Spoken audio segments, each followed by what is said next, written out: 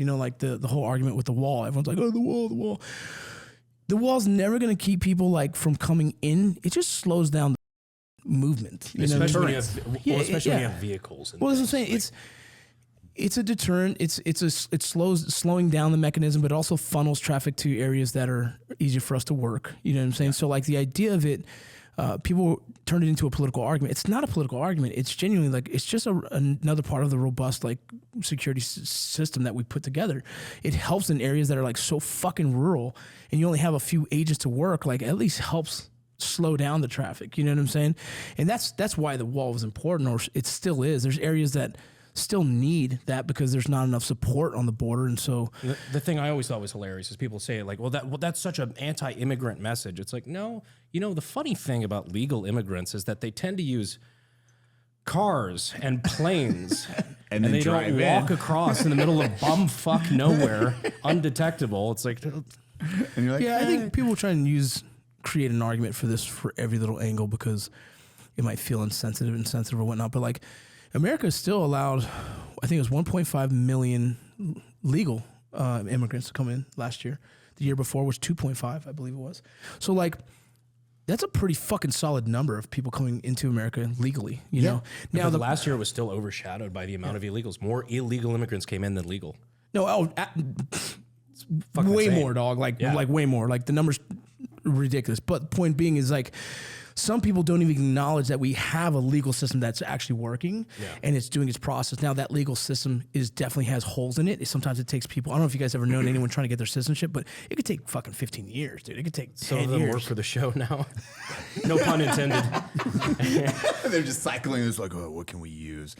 Dude, Fabian, or one of my buddies, he had to come back in order to get his citizenship. And it still was like a 2-year process after deploying for war. And they're like, are you sure you're like America? And it's like, man, I got shot at for like 16 months straight. It's funny. You let me wear the patch.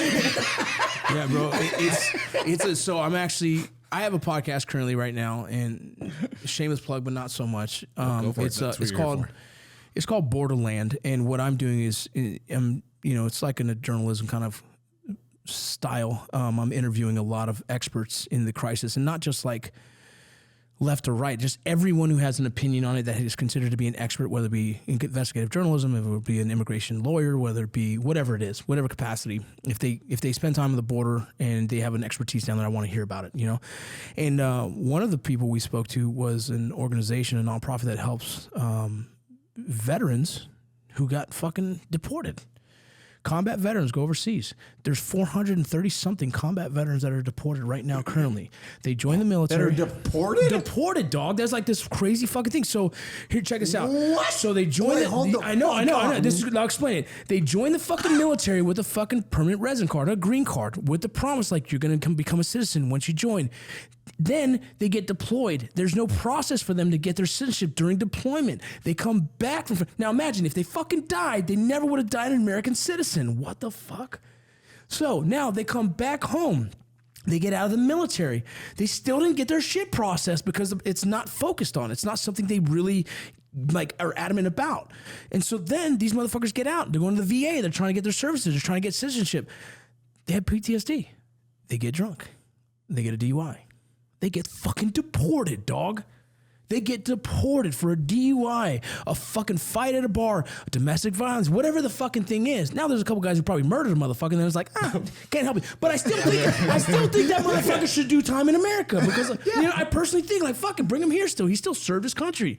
So it's another part of the system, this tree of branches of a lot of issues in our immigration system that needs to be addressed. And to hear 400 plus fucking veterans are deported right now. So that's the problem, is that you're making a bet. They're making a bet with the American bureaucracy. It's like, I will always bet on the side of America.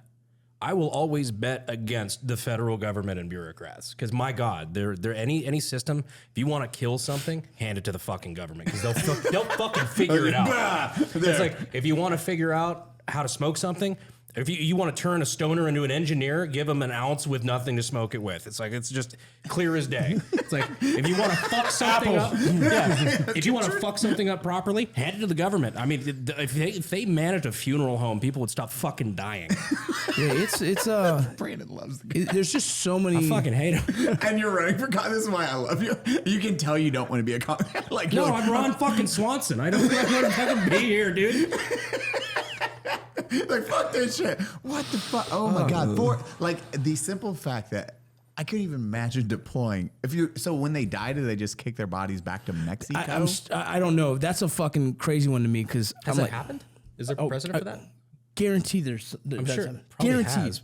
has. I just during the call, it's like, do we play Stars and play the Mexican one? It's like, da, da, da, da, da, da, da, da. Like, it's a good funeral song. God. Roll it out. When I was a drill sergeant, I had 3 soldiers who got their naturalization papers after graduating basic training.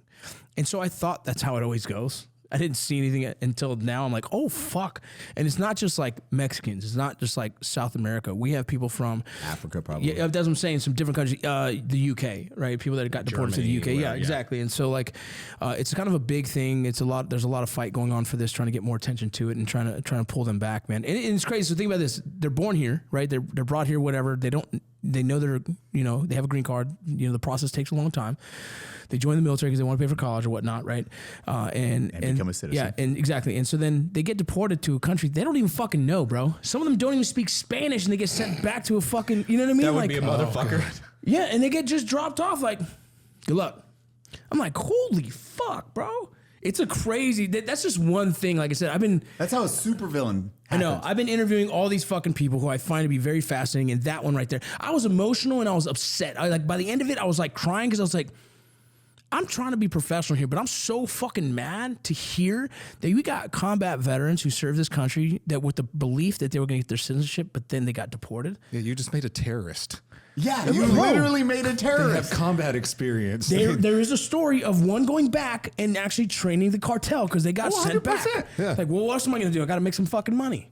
I mean, it's kind of the inception of ISIS, if you think about it. A lot of the Republican Guard guys that got disbanded. So now you got a bunch of dudes with military experience, no jobs, in a country left in shambles. It's like, well, fuck. And then fighting for a power vacuum. Totally didn't know that.